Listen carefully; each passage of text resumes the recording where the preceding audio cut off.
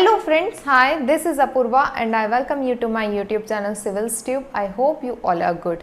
तो आज का जो हमारा लेक्चर है इसमें हम हमारी जो एंशिएंट इंडियन हिस्ट्री की सीरीज चल रही है उसी को आगे कंटिन्यू करेंगे। लास्ट लेक्चर में हमने जो प्री हिस्टोरिक पीरियड था उसको डिटेल में कवर किया था। Palaeolithic period, Mesolithic period, Neolithic period और चालकोलिथिक पीरियड, इनसे रिलेटेड इंपॉर्टेंट साइट्स देखी थी, इंपॉर्टेंट एक्सकेवेशंस, जो भी हमारे पास एविडेंसेस हैं, टूल्स हैं, इम्प्लीमेंट्स हैं, उनके बारे में डिस्कस किया था। जो भी इंपॉर्टेंट साइट्स थी वो मैप के थ्रू हमने देखी थी। अब जो हमारा आज का लेक्चर है इसमें हम देखेंगे इमर्जेंस ऑफ महाजनपद। ठीक है, क्योंकि हमने जो वैदिक पीरियड है उसे कवर कर लिया था प्री हिस्टोरिक पीरियड के पहले, जिसका टाइम पीरियड था 1500 बीसी से लेकर 600 बीसी तक का। तो आज जो हम हिस्ट्री का पार्ट देखने जा रहे हैं वो हम 1600 बीसी के बाद की हिस्ट्री देखेंगे। जो 1600 बीसी का जो टाइम पीरियड है तब से लेकर हम आगे की हिस्ट्री को कंटिन्यू करेंगे। ठीक है, तो यहाँ की हिस्ट्री में एक सबसे इम्पॉर्टेंट पार्ट है इमर्जेंस ऑफ महाजनपद। तो let's start with today's lecture. देखिए, हम क्या देखते हैं कि जब वैदिक पीरियड चलता है, जब हमने वैदिक पीरियड का लेक्चर कवर किया था तो हमने डिस्कस किया था कि जो वैदिक पीरियड था उस समय जो लैंड थी उसकी इतनी इम्पोर्टेंस नहीं थी, लोगों की इम्पोर्टेंस थी और कैटल्स की इम्पोर्टेंस थी। जो इम्पोर्टेंट प्रॉपर्टी मानी जाती थी वो बेसिकली कैटल्स माने जाते थे। ठीक है, वो कब का टाइम पीरियड था? 1500 से लेकर 1000 बीसी तक का। हम ये भी देखते हैं कि जो ऋग्वैदिक जो टेक्स्ट है उसके अंदर मेनली जन वर्ड यूज़ किया गया है, जनपद वर्ड कहीं पर भी यूज़ नहीं किया गया था। बट जब 1000 बीसी के आसपास का टाइम पीरियड आता है तब हम 1000 बीसी से 600 बीसी के आसपास तक का टाइम पीरियड देखते हैं। इस समय आयरन की डिस्कवरी हो गई, आयरन के इम्प्लीमेंट्स बनना स्टार्ट हो गए, आयरन के डिफरेंट टूल्स बनना स्टार्ट हो गए, जो वास्ट फॉरेस्ट एरिया था उसकी कटिंग स्टार्ट हो गई और एग्रीकल्चर जो एक्टिविटी थी वो लार्ज स्केल पे होने लगी। अब इससे क्या हुआ, जो लैंड थी उसकी इम्पोर्टेंस बढ़ गई। लैंड की इम्पोर्टेंस बढ़ गई, लोगों ने लैंड को एक बहुत इम्पॉर्टेंट प्रॉपर्टी का पार्ट मानना स्टार्ट कर दिया। तो धीरे धीरे जो किंग्स थे उनके लिए लैंड की इम्पोर्टेंस बढ़ गई, लोगों के कंपैरिजन में, कैटल्स के कंपैरिजन में। तो यहाँ तक आते आते हम देखते हैं कि 600 बीसी तक आते आते इमर्ज होते हैं महाजनपद। अब महाजनपद बेसिकली होता क्या है? महाजनपद का मेनली मतलब होता है स्टेट। ठीक है, हम देखते हैं कि जो 600 बीसी के आसपास का टाइम पीरियड था तब तक आते आते ये वाला जो रीजन था इस एरिया के अंदर, और ये वाला जो एरिया है मेनली इस एरिया के अंदर 16 महाजनपद इमर्ज हुए। ठीक है, हम देखते हैं कि 1000 बीसी के आसपास तक जो आयरन था उसकी डिस्कवरी हो गई। उसके पहले ये जो इंडो गैंगेटिक प्लेन जिसे हम बोलते हैं, ये most fertile land of the world कहलाती है। इस एरिया में डेंस फॉरेस्ट था, बट आयरन की डिस्कवरी के बाद में इस एरिया के जो डेंस फॉरेस्ट थे उनकी कटिंग स्टार्ट हो गई और यहाँ पर लोगों ने अपना सेटलमेंट स्टार्ट कर दिया। किस समय में? 1000 बीसी से लेकर 600 बीसी के आसपास तक। और फिर धीरे धीरे ये जो छोटे छोटे विलेजेस के फॉर्म में थे ये धीरे धीरे सिटीज़ बनते चले गए और सिटीज़ के बाद में ये एक बड़ा बड़ा एरिया कवर करके स्टेट्स इमर्ज होकर आने लगे। ठीक है, अब हम सबसे पहले देखते हैं कि क्या रीजंस थे जो ये महाजनपद इमर्ज हुए। हम देखते हैं कि 6th सेंचुरी बीसी तक बहुत सारे किंगडम्स इमर्ज होते हैं। इस समय हम काफ़ी सारी सोशो इकोनॉमिक डेवलपमेंट देखते हैं। हमने देखा कि इकोनॉमिक डेवलपमेंट हुआ, पहले कैटल हर्डिंग, कैटल रेयरिंग, ये सारी चीज़ें इंपॉर्टेंट प्राइमरी इकोनॉमिक एक्टिविटी थी। अब ये सेकेंडरी इकोनॉमिक एक्टिविटी बन गई और एग्रीकल्चर जो था वो प्राइमरी इकोनॉमिक एक्टिविटी बन गई। इसके अलावा इस समय तक रिलीजियस और पॉलिटिकल डेवलपमेंट भी होते हैं। रिलीजियस डेवलपमेंट तो हम पढ़ेंगे कि बुद्धिज़्म, जैनिज़्म, ये जो नए रिलीजन्स थे ये यहाँ पर इमर्ज हुए। इसके अलावा पॉलिटिकल डेवलपमेंट की बात करें तो हम देखते हैं कि स्टेट एक नए फॉर्म में इमर्ज होने लगा, मिनिस्टर्स की इम्पोर्टेंस और ज़्यादा बढ़ गई, किंग्स और ज़्यादा स्ट्रॉन्ग हो गए। तो सोसाइटी में बहुत तरीके के इस पर्टिकुलर टाइम तक के चेंजेस हमको देखने मिलते हैं। अब हम डिटेल में डिस्कस करेंगे कि क्या ऐसे रीजंस थे जिसकी वजह से ये महाजनपद इमर्ज हुए।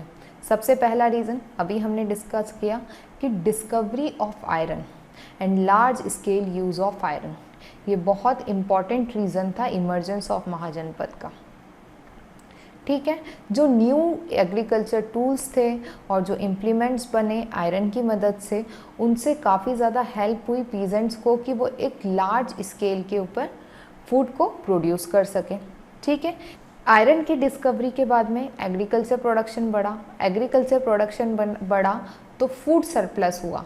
अब पर्सन पहले क्या था, यदि कुछ फूड ग्रेन प्रोडक्शन कर रहा था तो वो इतना ही कर पा रहा था कि वो अपना खुद का सर्वाइवल कर सके। बट अब एक पर्टिकुलर लिमिट, मतलब जिसको हम बोलेंगे जो सर्वाइवल के लिए जितना हमको प्रोडक्शन लगता है उससे कहीं ज़्यादा प्रोड्यूस करने लगा। तो अब वो जो एक्स्ट्रा प्रोड्यूस कर रहे थे उससे जो किंग होते थे उस समय के, वो मिलिट्री और एडमिनिस्ट्रेटिव नीड्स के लिए यूज़ कर लेते थे।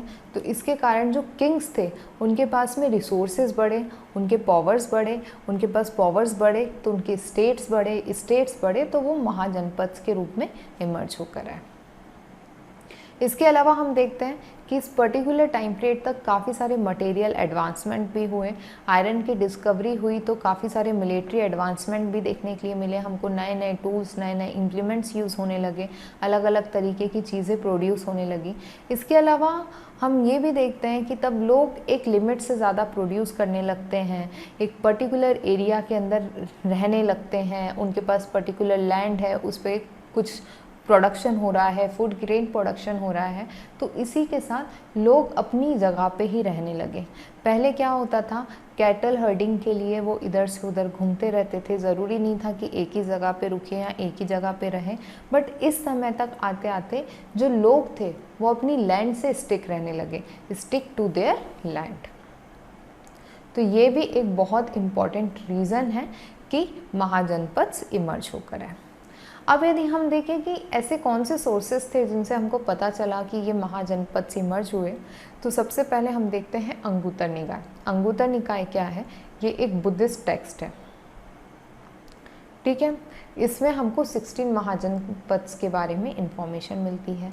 हमको पता चलता है कि जो गंधार था वो सबसे वेस्टर्न मोस्ट महाजनपद है और जो अंग है, अंग स्टेट, ये ईस्टर्न मोस्ट महाजनपद है। हम इस मैप के थ्रू देखते हैं, ये जो गंधार आप देख रहे हैं ये हम इसको वेस्टर्न मोस्ट महाजनपद मानते हैं। इसके अलावा ये अंग, ये ईस्टर्न मोस्ट हो जाएगा। ये जो अस्मका, ये जो है ये सदर्न मोस्ट स्टेट है। ठीक है, इसके अलावा जैन टेक्स्ट है भगवती सूत्र, जिससे भी हमको इन महाजनपद के बारे में इंफॉर्मेशन मिलती है। ठीक है, अब ये जो 16 महाजनपद हैं ये बहुत इम्पॉर्टेंट है। कुछ महाजनपद के एग्जैक्टली आपको नाम पता होना चाहिए क्योंकि हिस्ट्री में उनका बहुत ज़्यादा इम्पोर्टेंस है। कुछ महाजनपद ऐसे हैं जिनकी बहुत ज़्यादा इम्पोर्टेंस नहीं है, तो हम सारे महाजनपद, उनकी कैपिटल और उनकी एग्जैक्ट लोकेशन क्या है वो डिस्कस कर लेते हैं। तो सबसे पहले हम महाजनपद में देखेंगे गंधार महाजनपद, जिसे हम वेस्टर्न मोस्ट महाजनपद बोलते हैं। इसकी कैपिटल थी तक्षशिला। ठीक है, ये यहाँ पे गंधार और ये इसकी कैपिटल थी तक्षशिला। ये बेसिकली काबुल और रावलपिंडी जो पाकिस्तान की 2 सिटीज़ हैं उसके बीच का एरिया कवर करता था और north west frontier province NWFP था ये। ठीक है, आप इस मैप के थ्रू देख रहे होंगे कि लगभग पाकिस्तान का एरिया है, काबुल और रावलपिंडी के बीच का जो रीजन था उसको कवर करता था ये। अब जो नेक्स्ट स्टेट है वो है कंबोज। कंबोज भी इसी तरफ आता है, इसकी कैपिटल थी राजापुर या हटाका। ठीक है, ये पाकिस्तान रीजन में ही आता है, जो प्रेजेंट डे कश्मीर है जो पाकिस्तान के पास है उस रीजन में ये था। इस मैप के थ्रू आप देख रहे हैं, आप इसको नदर्न मोस्ट भी बोल सकते हैं, ये काफ़ी ऊपर था, ये कश्मीर का कुछ जो रीजन है उसको कवर करता है। ठीक है, माउंटेन वाला जो एरिया है वहाँ पे है ये कंबोज। इसकी जो कैपिटल थी वो थी हटाका या राजापुर। तो अभी हमने ये जो नॉर्थ वेस्ट फ्रंटियर प्रोविंस वाला एरिया था, या जो पाकिस्तान के अंदर जो 2 महाजनपद आते हैं उनके बारे में डिस्कस करा। अब हम देखेंगे अस्मका। अस्मका सदर्न मोस्ट महाजनपद है, इसकी कैपिटल है पोटाना। पोटाना जो मॉडर्न डे पैठन जो प्लेस पड़ती है महाराष्ट्र में, वो वाला एरिया है। ये जो प्लेस थी वो on the bank of river Godavari पड़ती है।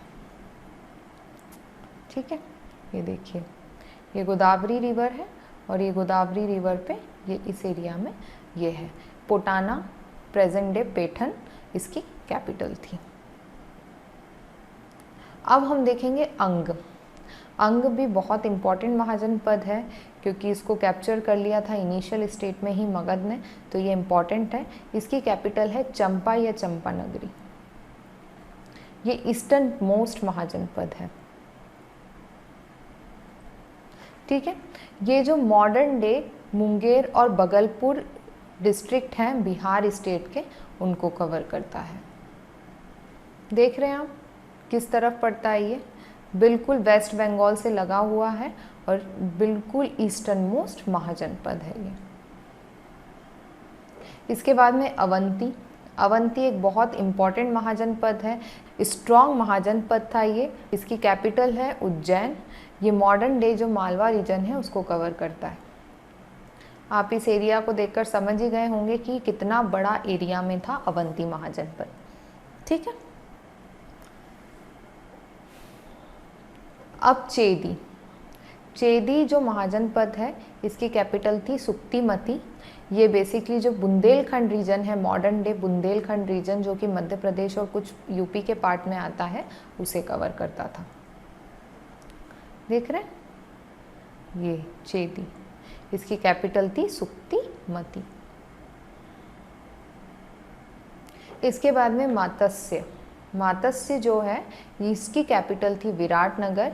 ये जो प्रेजेंट डे अलवर, भरतपुर और जयपुर डिस्ट्रिक्ट ऑफ राजस्थान है उनको कवर करता था।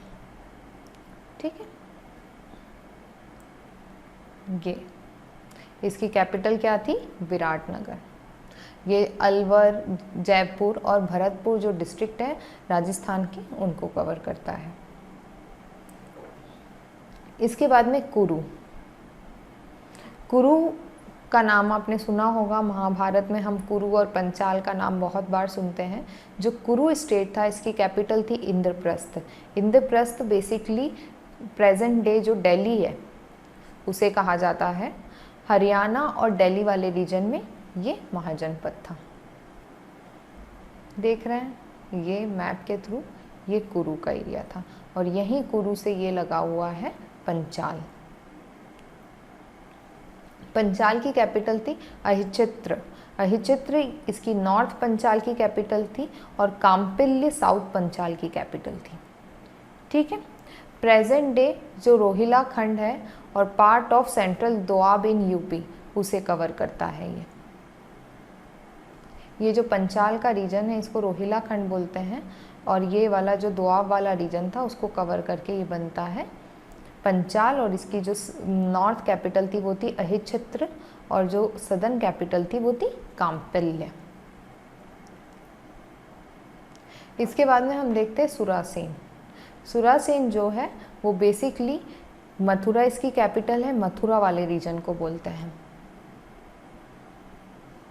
देखिए ये जो पंचाल है उससे ही लगा हुआ है, मथुरा इसकी कैपिटल है, सुरासेन ये भी यूपी वाले रीजन में ही आता है।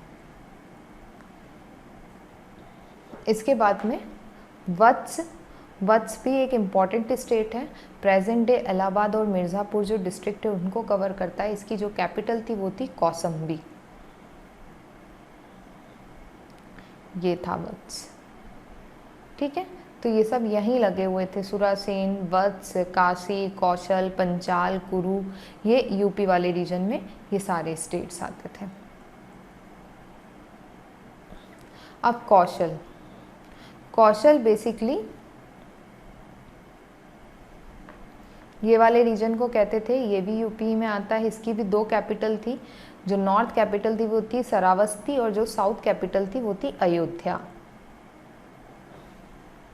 रीजन ऑफ अवध, अवध का जो रीजन है उसको हम बोलते थे कौशल।